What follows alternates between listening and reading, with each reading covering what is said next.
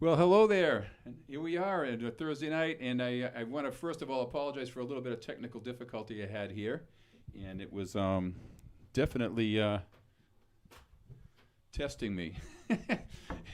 One of those kind of things where it says optimal video and all the signals, so I had to go in and shut it, power down. So hopefully everyone's going to be able to get in. I see Susan out there and Rosie. Thanks for stopping in.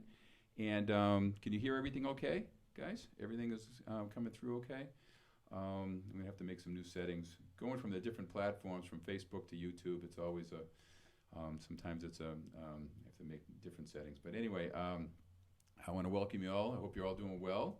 And tonight I got some interesting material I'm going to play for you. So I want you to sit back and relax, and I'm going to come at you. This is, for those that might be new visiting, this is typically coming from my home. I mean, this is what I do at night here. I teach by video correspondence out here in Arizona, Cave Creek, Arizona, and I'm very happy to be here. I got a beautiful piano, and I'm also an artist with the Earthworks microphone. So you'll be hearing the piano with this great microphone here.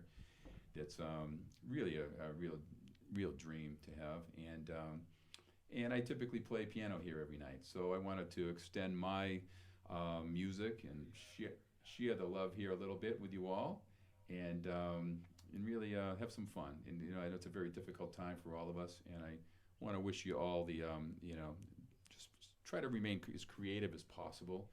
It's really seemed to help me a lot because I'm going down this new path of live streaming now, and I'm actually writing more content and working on another book, and so I'm always keeping busy with things. But we're going to start off. I'm going to play. I'm trying to do different tunes every night. And I've done quite a few shows here, so I'm going to try to hit you some new things. This first tune, I learned this tune from an old friend of mine, a tenor, actually alto player, and tenor, plays tenor too, Greg Abate from Rhode Island. He's a really dear friend, and we've done a lot of playing together.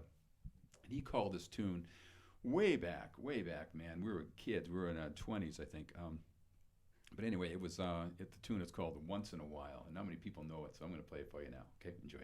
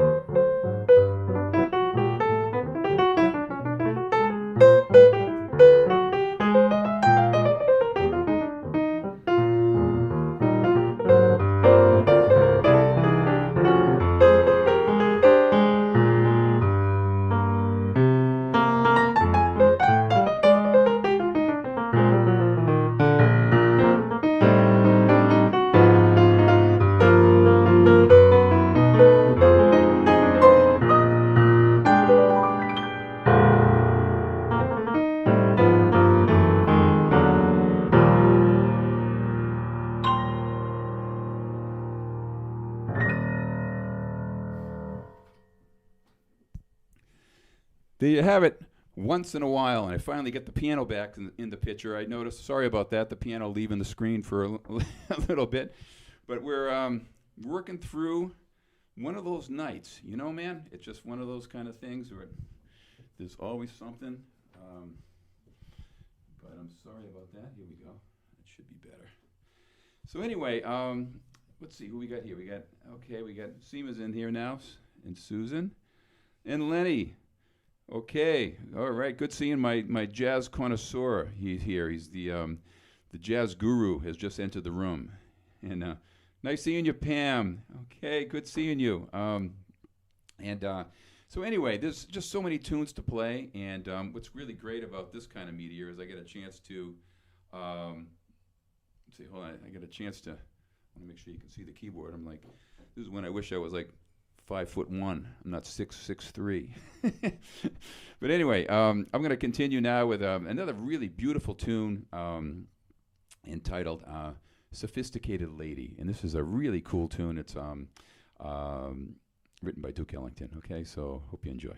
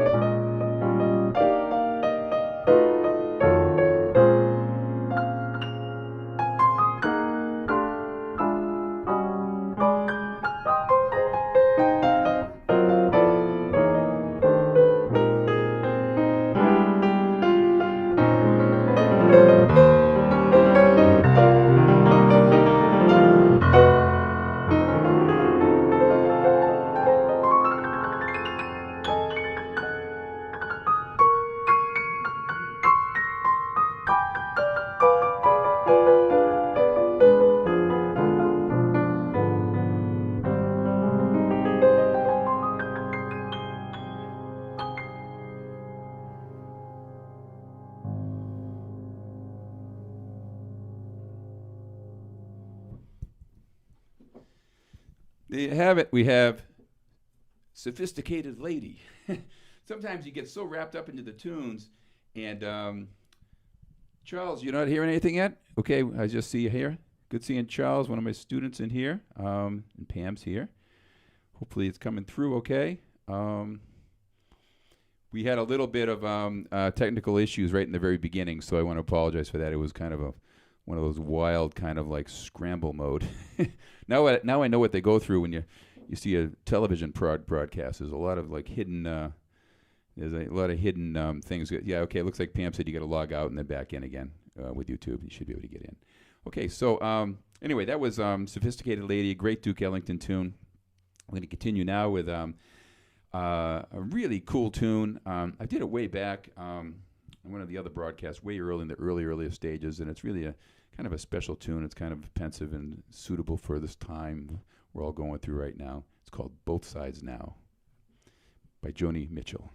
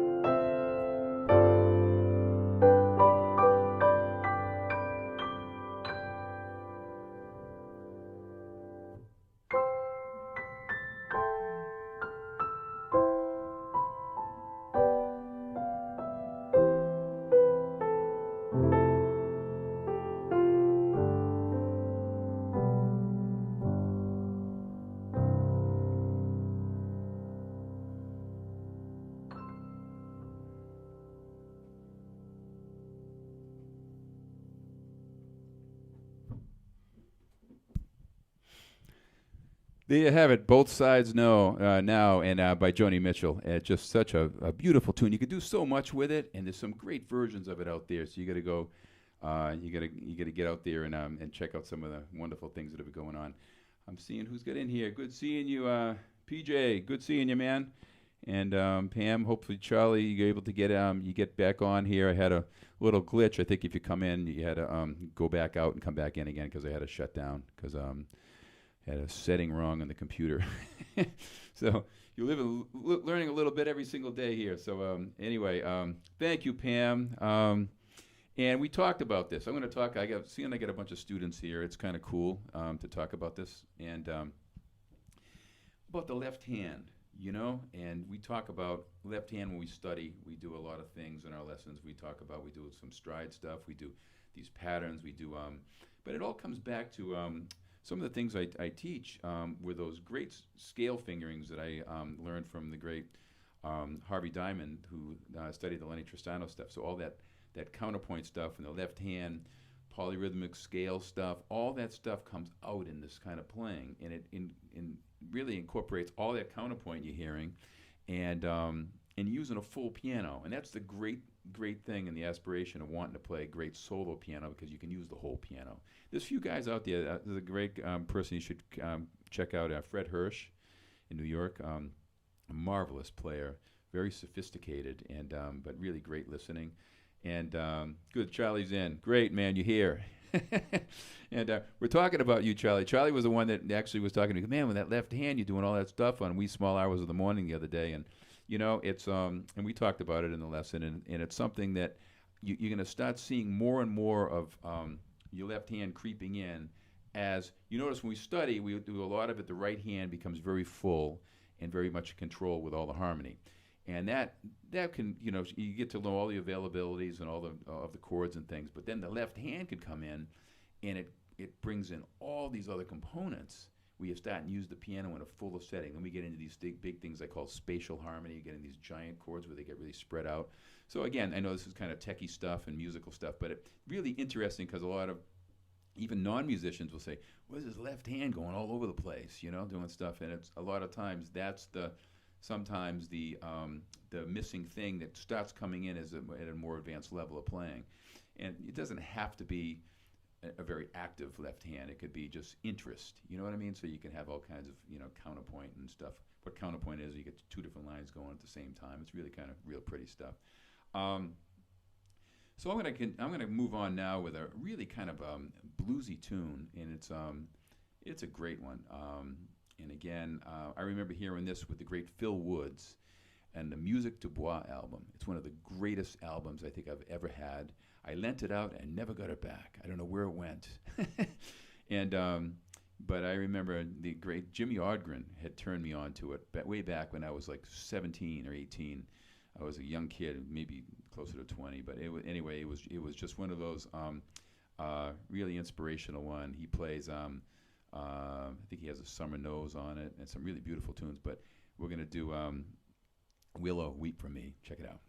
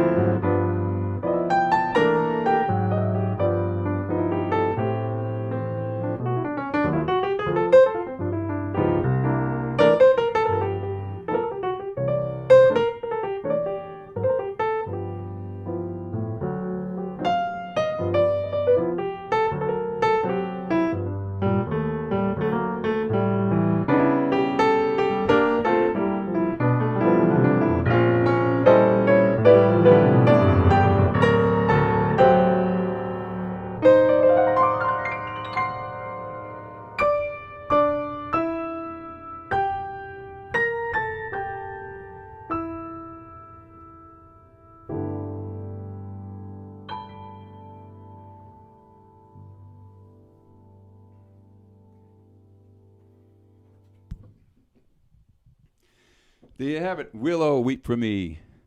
Hey, good to hear the, could use more volume. Okay, I'll give you a little more volume on the, I'm glad the piano sounds good. And this vocal mic, I'll see if I can get this up a little bit.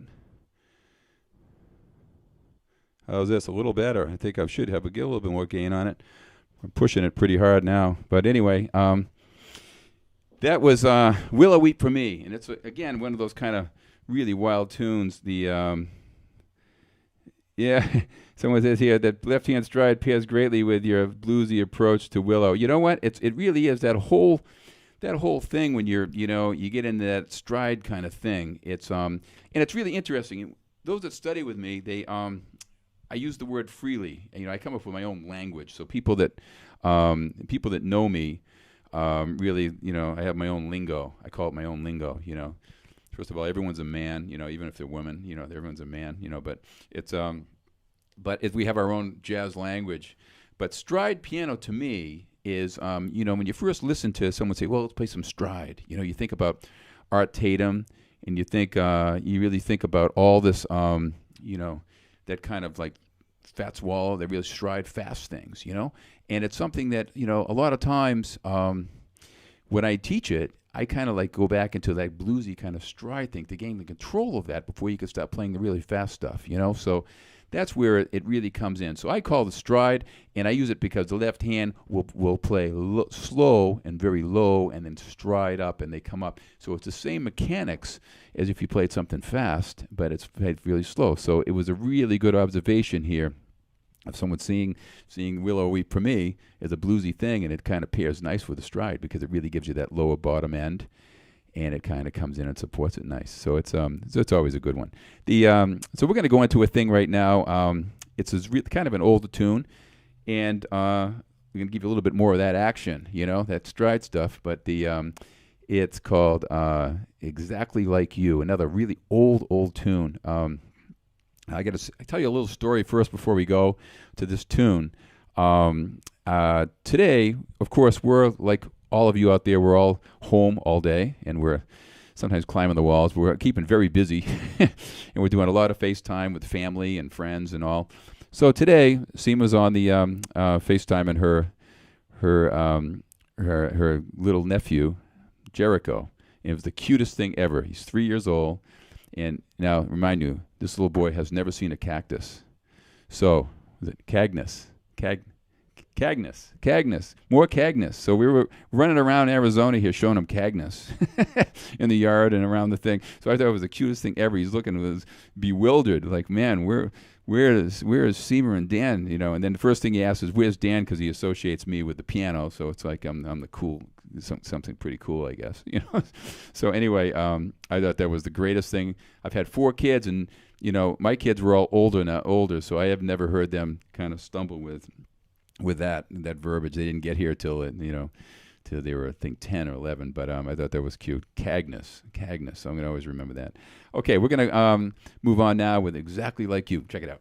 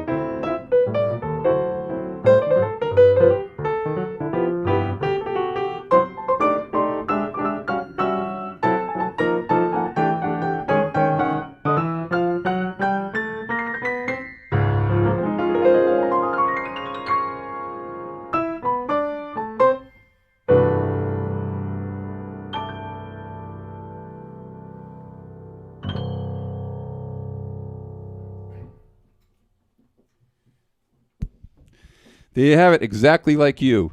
The okay, Scott's coming by. Good seeing you, Scott, and Rosie, and again, anyone new here that's coming in. I know a lot of you people.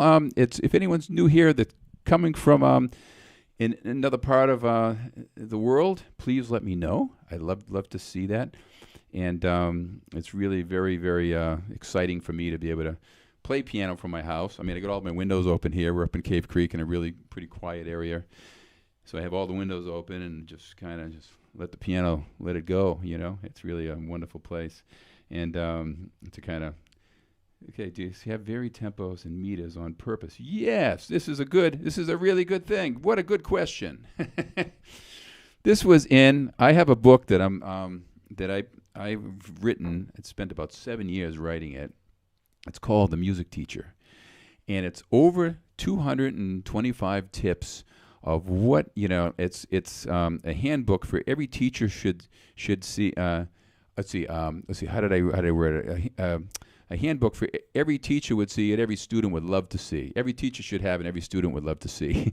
So it's like it talks about how to handle every possible situation that I have ever been involved in. You know, I mean, like from the student that knows it all, or the student that says, I want to learn how to play in 3 weeks, you know. I mean, just every single scenario. And I'm in the process of it right now of putting it in PDF form, and so I'll have that eventually available at some point. But it's really kind of a good read. But that brings up a really good question, Pam.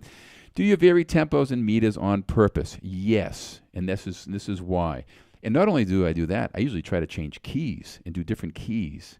I wouldn't want to play, I very rarely want to play 3 tunes in a row in the key of C, you know, because it's surprisingly enough for the listener.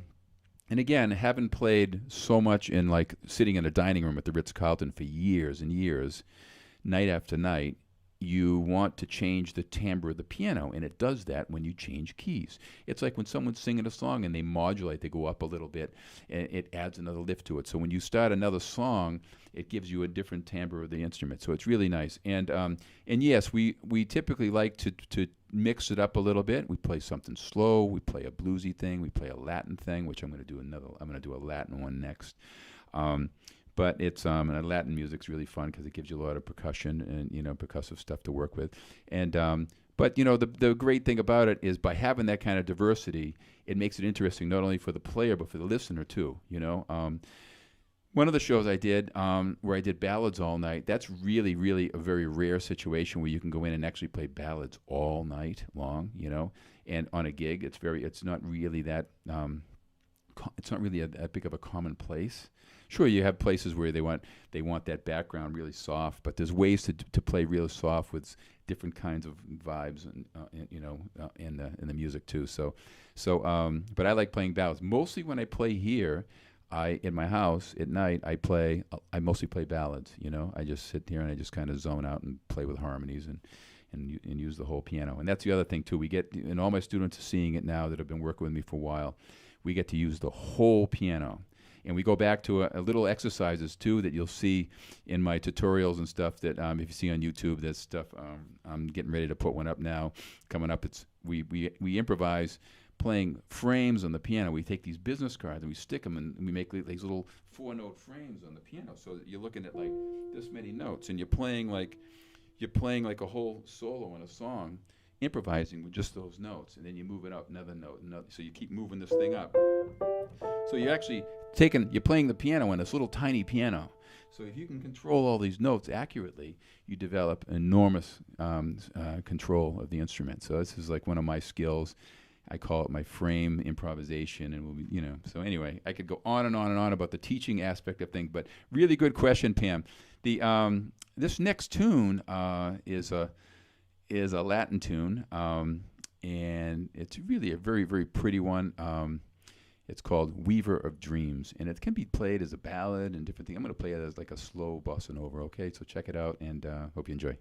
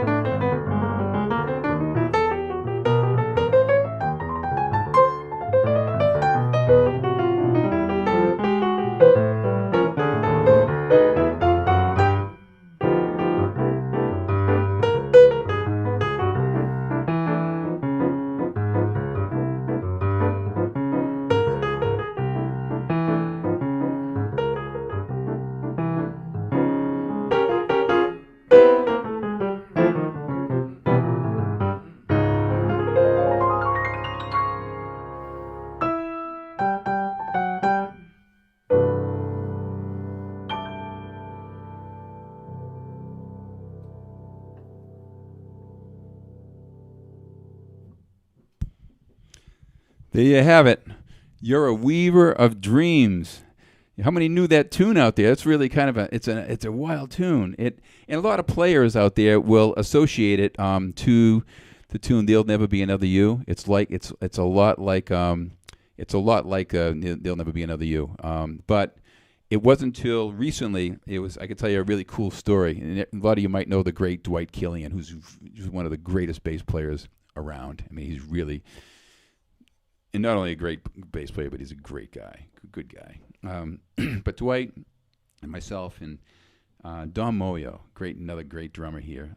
We were on a trio gig together, and so anyway, we're playing this tune, and I'm playing it, and I'm playing. I played the head down, and then I'm playing the tune, and I'm playing the changes to "There'll Never Be Another You." And Dwight goes, "Yeah, man, you should just check it out." And he showed me the couple of the other things, and so. I started playing it in C and instead of E flat, like "There'll Never Be Another You," and it removed me. So now I look at this as its own tune. It takes it on its own characteristics. So it's really, really great. See what we got here. Yeah, I have this Errol Garner stuff going on. From my New York buddy here. So then again, thank you for stopping by. This is a brand new thing I'm doing. I want to let everyone know, and this is what my purpose is to try to reach people globally. I've had, right to date, I haven't really done much with my YouTube channel. I mean, I got a lot of videos up and a lot of trio stuff. And speaking of that, the trio you saw in the beginning of the show was a very special trio I had in California, guys. Sinclair Lott and Roger Shew, who we lost a few years ago. Wonderful person, extraordinary talent. And I'm so blessed to have had the opportunity to work with Roger and Sinclair. That group was just very special. So there's a lot of trio stuff there, and I'm recording the gigs there. I go to a gig, and most of the cats come in when they're bringing their drums and the horns and everything. I come in with my microphone, and I throw it in a nice grand piano and a couple of Zoom recorders and a few cameras in a bag, and I'm good to go. And you see it on YouTube in the next morning. So that's kind of like what I do from teaching for a long time. Some of you might get it. I'm trying to find a way to. I've been going through memorabilia, like everyone probably is these days. Where we're home and we're going through boxes and photos and talking to everyone and trying to keep ourselves busy. And but I look back on when I first started teaching by video correspondence, and this is really kind of an interesting thing. I'm going to share this with you, and you'll all be the first to hear this. No one has heard this. No one. It's so anyway, the news is as of now, we are I just talked to my business partner. As you might know, I have 2 books out, Play Piano in 6 Weeks or Less.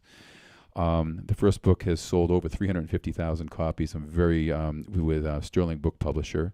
They had great success with it, and we ended up moving to an intermediate book. So it's a great book. These are great books for beginning piano.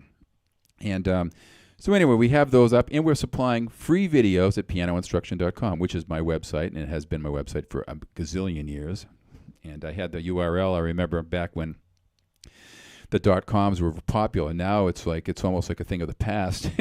But it's, anyway, we're going to be, we've been putting everything free for the books. The books, you can get free videos. So you get the book, you get the free videos there, so you can watch me play it, and you get all the support there, which is really great. But I talked to my partner, Bill Chotkowski, who I met on another product we did back in '95, and we collaborated on this book. The way the book was written was really interesting, and a lot of you might find this as an interesting story. I had all the videos from teaching, and Bill was a software engineer from MIT. Very, very smart cat. I mean, really, really. And he was involved with software company and everything. So I gave him all the videos, and he put all my verbiage into book form. So he translated into a book. Then I had to proof the book, of course, and I'm seeing all my gibber and my lingo and stuff that he actually got it pretty good. And he put it out right because he's looking at it from a non-pianist. Now he plays piano because he's been, he worked on the book for me for 10 years. We've had this thing out there. So it was really kind of a interesting story. But anyway, we talked today. And because of I'm getting so much interest, and this is a great time for people to want to study piano, I am very blessed that I have developed a situation where I can keep teaching, and I did it in a time where it wasn't a crisis. I took time, But if you go to my website, pianoinstruction.com, go to memorabilia, and you'll see pictures of me with long, long hair and big mustache. And I had these giant SVHS cameras. And I remember when I developed this video teaching that I did back in 1989, the Patriot Ledger, the Boston Globe, the Boston Herald, the Video Maker magazine, Keyboard magazine. I felt like Elvis, man. It was like wow, it is this big hype, you know. And I found a way to teach piano by video, and I was doing it by videotapes and audio cassettes back then. It enabled me to move to the mountains of New Hampshire. I raised my 4 kids up there. We were skiers, and I played piano at a resort, and I was teaching from home in my own studio there with all the big cameras. But those pictures really, really show you something that in this time where everyone's trying to teach by remotely, you look at those pictures and you'll just it's pretty out there, because I had like this giant, one of them was in the house when I moved to New Hampshire. I had this giant like apparatus around the 7-foot piano with giant 500-watt halogens and the cameras hanging and everything. It was a pretty big ordeal. But anyway, that's how I got used to being on camera and everything. And this whole streaming thing is a new thing. And I'm going to be doing a lot more of this. In fact, I ordered a switcher. And for those that might be interested in learning some piano skills too, I'm going to be doing some piano tutorials here when I can switch the cameras and do the overheads and do all that stuff. So that's going to be really fun. So anyway, this is it's been a really another nice evening to kind of unwind. I'm going to be back here. I'm going to regularly be doing Thursdays here at YouTube at 7 o'clock Mountain Standard Time. And for those that are on my, so if you haven't, anyone here hasn't subscribed to my YouTube, make sure you subscribe, because I'm posting things up there all the time, and you get notifications, which is really kind of cool. It's I'm trying to organize it now, and I'm bringing a lot of my library things over for people to take a gander on. I just put a thing on yesterday about fourth voicings and upper structure triads. It's way hard to do. But when you look at those things, those nice videos to see the skills, these piano skills, what's cool about it is there's a million levels underneath that I teach how to get there. So when you look at something, you really can conceptually kind of get it. Just know that, you know, I don't expect you to be able to walk in and do something that difficult. We have a million levels to get there. So keep your eyes open. So subscribe to my YouTube channel. But Saturday I'll be here on Facebook, my personal Facebook page at 5 p.m. Mountain Standard Time. Okay, so so I'm gonna close the night with a really cool tune that I did when I was doing the excuse me, the commercial for Earthworks microphones. It was it's called Do You Know What It Means to Miss New Orleans? So check it out. Here we go.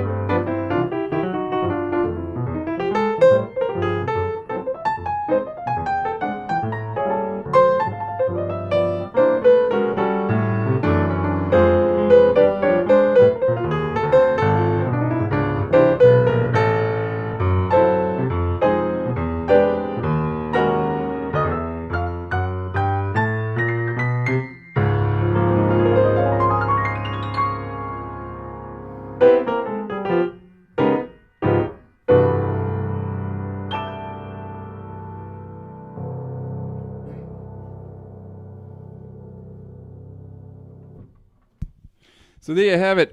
Do you know what it means to miss New Orleans? You know, I remember Harry Connick doing a nice version of that. So anyway, I want to, again, thank you all for coming through. And let's see what we got here. I want to see, again.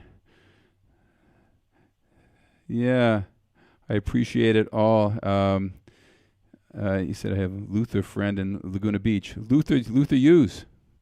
Luther. I played. I got a couple of videos with Luther in them. He's a good friend of mine too. So we got to talk. I think we're talking about the same Luther. Probably Luther Hughes in Laguna Beach. He's in Laguna Beach area. Anyway, I want to end this with a very special video that I have on here, and those who have been to the show before are going to be able to see this. This is a very special piece of music that my friend Ed Saindon recorded. It's called Humanity, and I just was taken by it. He was he was inspired to write this thing during this world crisis we're all in, and I played piano. I put it in, and I put a nice image here for you to relax and listen to this beautiful piece of music. And just remember, let's use music as a healing source and as a place to find calm and peace. I know all my students are like, they're just drawn to it. Everyone's saying, give me more, give me more. I'm like, wow, you know, is that what we're going to have as a world crisis for everyone to want to practice more? But, you know, if that's what it's going to take, turn a negative into a positive, you know, or learn that instrument, learn that flute, the trumpet, you know. Whatever instrument is calling you, it's a great time to kind of connect to it. You can always remember, you know, how it all instilled. But again, thank you all for attending the show, and I'll catch you back here next week for a lot more tunes. And then if you're around Saturday, 5 p.m. Mountain Standard Time, I'll see you on Facebook. Okay, so enjoy Ed Saindon here. Actually, I'm playing piano, but it's Ed Saindon's tune. I want to surely give him credit for this. It's a beautiful piece of music. Enjoy. Good night.